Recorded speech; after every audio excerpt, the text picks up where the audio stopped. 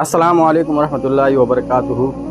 مجھے آج آپ لوگوں سے کچھ کہنا ہے، کہنا نہیں بلکہ درخواست کرنی ہے، گزارش کرنی ہے، التجا کرنی ہے۔ مجھے آپ لوگوں کا لائک، کمنٹ، شیئر کچھ نہیں چاہیے، مجھے آپ لوگوں سے چاہیے صرف دعا اس معصوم محمد عمر کے لیے، دھولیا شہر کے اس معصوم محمد عمر کے لیے مجھے آپ لوگوں سے دعا چاہیے جو تقریباً 10 دنوں سے لاپتہ ہے۔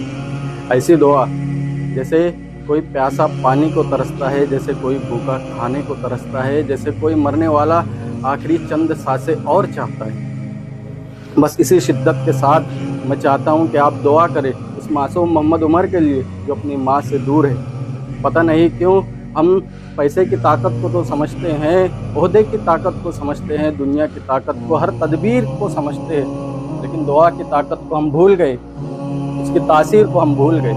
جبکہ حدیث پاک کا مفہوم ہے، جب مومن بندہ اپنے مومن بندے کے لیے اس کی غیر موجودگی میں دعا کرتا ہے تو اس کے سر کے پاس موجود ایک فرشتہ اس کی دعا پر آمین کہتا ہے، اور ساتھ میں یہ بھی کہتا ہے کہ آپ کو بھی وہی خیر، وہی بھلائی، وہی اچھی چیز ملے جو آپ نے اپنے بھائی کے لیے طلب کی ہے۔ خدا کے لیے اگر آپ کو زبانی یاد ہو تو ایک مرتبہ سورہ مزمل پڑھ کر اس کے لیے دعا کریں۔ جب بھی آپ کو یاد ہو، نہ یاد ہو، آپ قرآن پاک میں اپنے 24 گھنٹوں میں سے 2 منٹ نکال کر ایک مرتبہ کم از کم سورہ مزمل پڑھیے اور اس معصوم بچے کے لیے دعا کریں، جہاں کہیں بھی ہو، خیر و عافیت سے ہو۔ اللہ پاک اس کو واپس گھر تک آنے کے راستے بنائے، تدبیر بنائے، اللہ تعالیٰ راستے پیدا کرے، اسباب پیدا کرے۔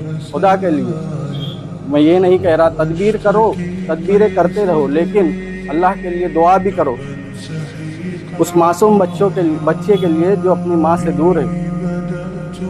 جزاک اللہ خیر۔